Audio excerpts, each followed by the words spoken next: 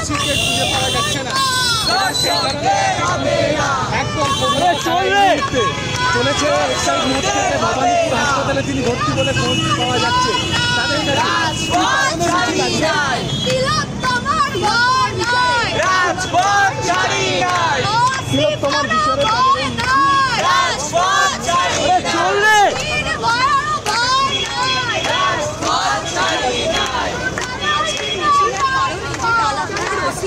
যিনি প্রথম দিন সবাইকে জানিয়েছিলেন, তিলোত্তমার মা বাবাকে জানিয়েছিলেন যে মেয়ে আত্মহত্যা করেছে, যেখানে এই রাজ্যের বুকে একটা হসপিটাল এবং একটা কলেজ, যেখানে একজন ছাত্রী যার এবং ডাক্তার, অবশ্যই ডাক্তার, সে তার নিজের কাজের পর দীর্ঘ সময় এরকম রেস্ট রুম বা বিশ্রাম নেবে, সে রাতের বেলা বিশ্রাম নিতে গিয়ে এরকম নির্মম খুন এবং ধর্ষণের শিকার হয়।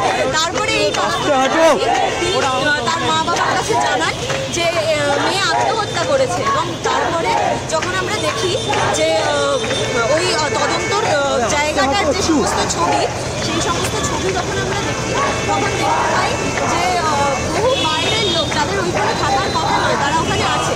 14 তারিখ রাতে একদল দুষ্কৃতী ঢুকে ভাঙচুর চালায় আরজি করে তথ্য প্রমাণ লোপাট করার জন্য।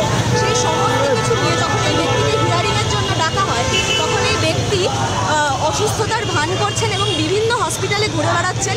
আমাদের কর্মসূচির কথা জানান দেওয়ার পর তিনি বিভিন্ন জায়গায় জানাচ্ছেন যে তিনি অসুস্থ, তাকে যাতে ভর্তি নেওয়া হয়। সেই জন্যই আজকের মিছিল। আমরা যাচ্ছি, আমরা ওনার সুস্থতা কামনা করি। আমরা চাই যে এই তদন্ত প্রক্রিয়া তাড়াতাড়ি শেষ হোক, উনি সার্বিকভাবে সুস্থ হয়ে উঠুন। ওনার মধ্যে যে রাজনৈতিক অসুস্থতা আছে, সেটারও সুস্থতা কামনা করি।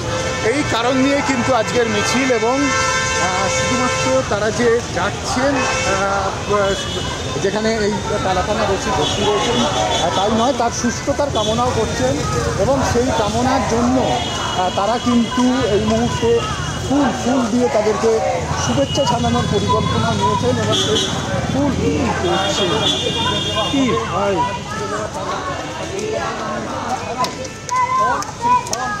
তারা কিন্তু নিয়ে যাচ্ছেন, যে সেই ফল তারা তার হাতে তুলে দেবেন, এমনটাই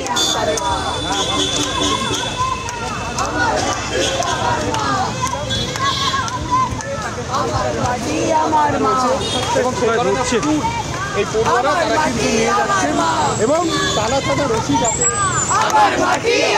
সাহায্য করে সেই কারণেই, এবং